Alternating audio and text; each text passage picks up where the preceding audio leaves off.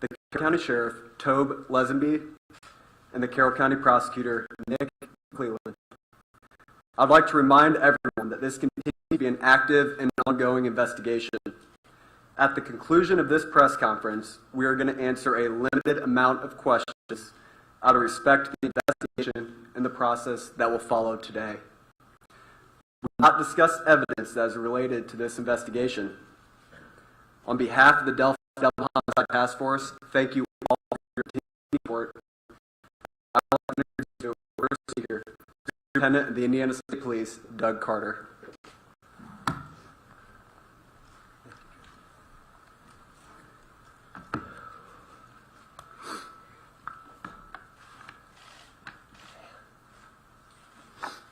Give me just a second here.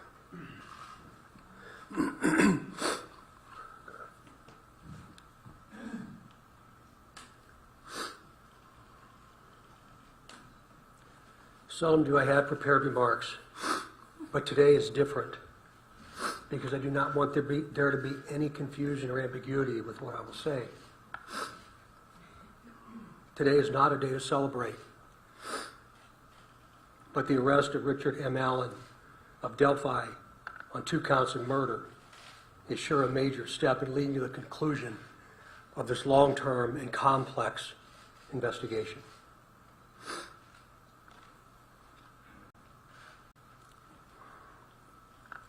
First, I'd like to speak directly to Ann, Mike, Becky, Kelsey, your extended families, along with the entire Delphi community that certainly has grown and now includes our nation and even many countries around the world. I am proud to report to you that today, actually last Friday, was the day, and an arrest has been made. Thanks to literally hundreds of media outlets that have been steadfast in reporting and keeping the memories of Abby and Libby front and center. Many of you in the room have developed relationships with me personally, and you know I always have a personal perspective, and today's no different. But from a very personal perspective, you all have provided inspiration and support, even while oftentimes frustrated with us and me. You continue to encourage the efforts, and you too believe that one day we would all be here participating and sharing this news. To the entire law enforcement community, which includes all local, state, and federal agencies, which are far too many to specifically mention today, thank you, thank you, thank you. We are going to continue a very methodical and committed approach to ensure that if any other person had any involvement in these murders in any way, that person or persons will be held accountable.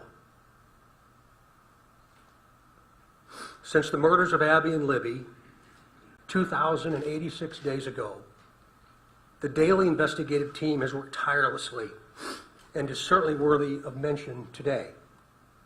Specifically, Sheriff Linsonby, the Sheriff of Carroll County, Detectives Tony Liggett, Detective retired Kevin Hammond, former Delphi Chief and now the prosecutor's investigator Steve Mullins, State Police First Sergeant Jerry Holman, Detectives Jay Harper, Dave Vito, and Brian Harshman, along with members of the United States Marshal Service, specifically Agent Jeremy Clinton and Agent Bill Culfers. With them today is Dan McClain, the U.S. Marshal, appointed U.S. Marshal. Our state police analyst, our scientist, from many different disciplines within our laboratory division, Mrs. Kathy Shank, for your incredible dedication to detail, and to so many others that I know I've missed. I really believe that Abby and Livy would be proud of you for standing strong, even in the face of immense pressure and perpetual criticism. Some of these individuals have postponed retirement, passed on promotional opportunity, have dedicated personal time away from their families, given up nights, weekends, and holidays, all while in the pursuit of accountability for Abby and Libby. I know that today's announcement will not diminish your resolve, and I hope you have found just a bit of peace in this most complicated world. This is really important. While I know you are all expecting final details today concerning this arrest, today is not that day.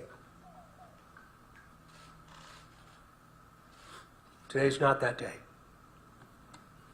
This investigation is far from complete, and we will not jeopardize its integrity by releasing or discussing documents or information before the appropriate time. Prosecutor Nick McClellan, of course, will share additional information about what we can and cannot say, and also explain to you why the probable cause affidavit is temporarily sealed by the court and not available. And by the way, he has been a tremendous asset to this team. I'm yet again asking you for your patience and please your understanding while our system of due process works. Also remember that all persons arrested are presumed innocent. All persons arrested are presumed innocent. You all will have an innate desire to subjectively interpret and then report what you think. We in the law enforcement realm cannot, and you should never allow us to, talk about what we think concerning facts, but rather discuss and share at the right time what it is we know. The time will come when additional details can be released. But again, today is not that day. It's about Abby and Libby, their families, and this community, this nation, and even our planet.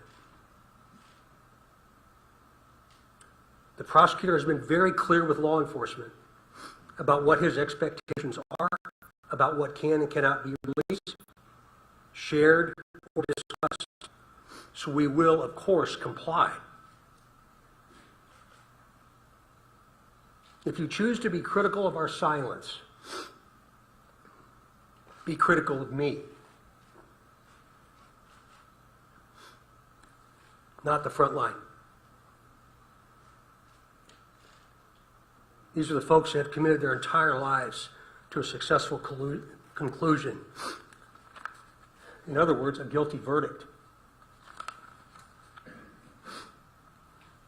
As we move to the next phase of this investigation, I will continue to offer all resources that the ISP has to not only the investigative team that I anticipate growing, but also to Prosecutor McClellan as we prepare for the coming months.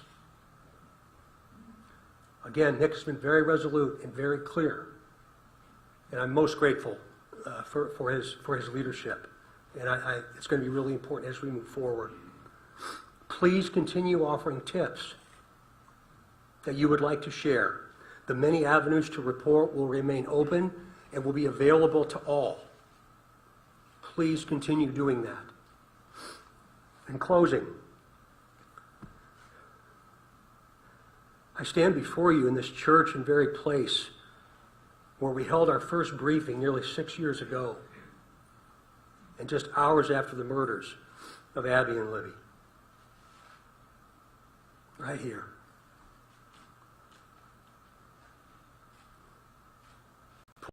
I wasn't really sure what emotion I would experience. But peace came over me. And I didn't expect that to happen. And I hope all of you, with all the different responsibilities you have from around the planet today, have felt some of that as well. But remember, we're not done. I think what we all have experienced proves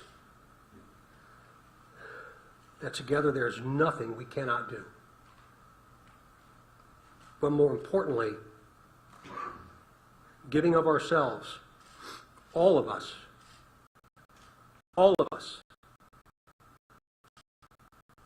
giving of ourselves matters more than what we could ever receive.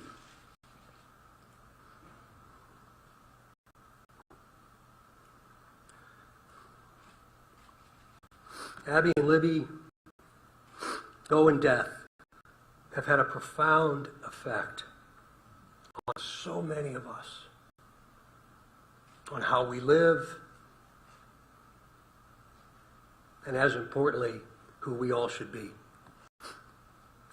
I would now like to introduce to you my friend and Carroll County Sheriff, Tom Ledsby, for his remarks.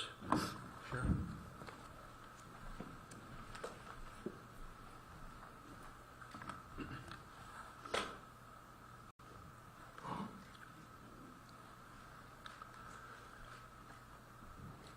I believe in a God of justice and righteousness.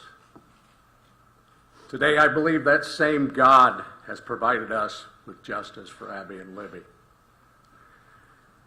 As Sheriff of Carroll County, Indiana, I want to publicly and sincerely thank each individual who played a role in helping us during this 5.5-year investigation. Whether it was in an investigative capacity, providing tips,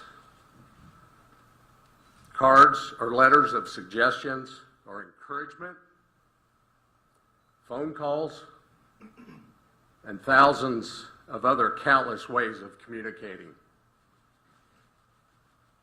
I earnestly thank those who prayed for this moment in time.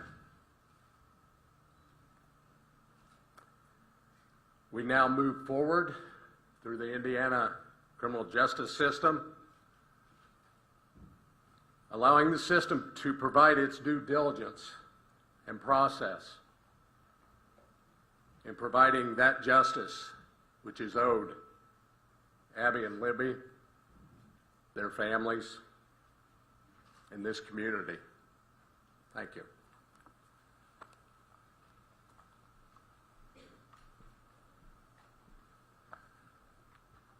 Welcome, everybody. My name is Nicholas McClellan. I'm the Carroll County Prosecutor, and before we get started, I want to reiterate some of the things that Sheriff Lesenby and Superintendent Carter stated. I first want to thank both of them. They've been a great support to my office throughout this investigation. They've always been there for a phone call and always been willing to help a hand or a line of assistance to me and my office during this investigation. I want to thank the team behind me. This is the Homicide Task Force team that we've put together. Thank them and thank their families for being so understanding for the many nights they've worked away from their families, away from their children. There are many dates in a lifetime that you're going to remember. The date your children are born, the date you're married, the date you buy a first house, the date Abby and Libby went missing. One of those dates was last Friday, October 28, 2022.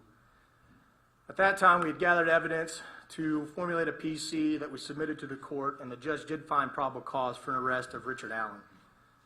He's been charged with 2 counts of murder for the murder of Abigail Williams and Liberty German. This investigation is still very ongoing. We're keeping the tip line open, the tip email open. We encourage everybody to continue to call in tips, not only about Richard Allen, but about any other person that you may have. For that reason and for the nature of this case, the probable cause and the charging information has been sealed by the court. I've been very clear to everybody that per the court order, we cannot talk about the evidence that's in the probable cause or the evidence that's in the charging information. That will become evident to you at some point and it will be released, but right now is not that day.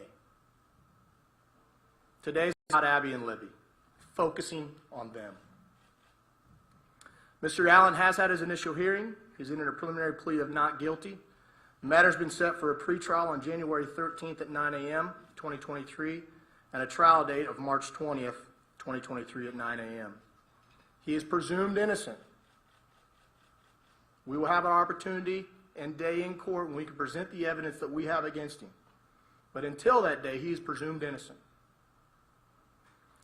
I want to open it up to a few limited questions from the audience. But again, keep in mind, we are not going to talk about the evidence that we have in this case or about the charging information. We cannot. Those things have been sealed by the court. And so I want to open up a few questions. Prosecutor, when did Richard Allen become a suspect, and do you think he acted alone? Again, that's part of the investigation, so I'm not going to talk about those things. What I can say is that we have probable cause established by the court for his arrest, and he is in custody. He's being held currently. How long has he been a suspect? I'm sorry? Again, that gets into the evidence we have of the investigation, and I know from everybody it's frustrating. I know everybody, not only reporters, but the family, everybody wants to know more information. I understand it's frustrating, but my goal is to maintain the integrity of this case. How old the family boy up? Superintendent Carter, you had said that you believe that you had spoken to the suspect or the suspect's family 2 years ago. Is this man one of those people? Again, I appreciate the question, but we're getting into the timeline of events, and today's not the time to do that. Can you talk about how rare it is? The family, I know you've had a lot of conversations with them. You were almost in tears pretty much when you started off this press conference. Can't imagine how emotional it is for everybody that's worked on this case. What was your conversation first like with the family of Abby and Libby when you were able to tell them you finally got the suspect? It was a very personal moment for me, and I think it was a very personal moment for them, for all of us that have had interaction with the family. We developed a relationship that I think is going to last at least one lifetime, and maybe a second. So it was a very, very, very sad yet a very humbling experience. Superintendent, you asked for tips, detective work, it was a reward for $325,000. Did this all come together to make this nexus? Is that the combination of all three things that led us to this day, or is it one or the other? Well, eventually you'll be able to see what led us to this day, but again, today's not that day. To include the reward, you mentioned that, Raphael, about the reward itself, and again, very premature for us to talk about that. There's still a tremendous amount of work to do. Superintendent, what would you say that Abby and Libby have taught you in depth that we can remain to continue on with in life?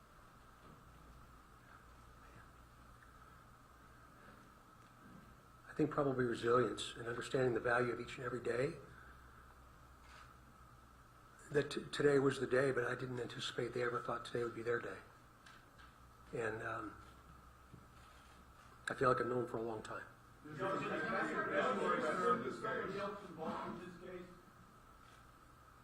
Excuse me? Do you assume there's any other individuals involved in this case? We haven't closed the door on the investigation, and so that's why we keep the tip line and the tip email open.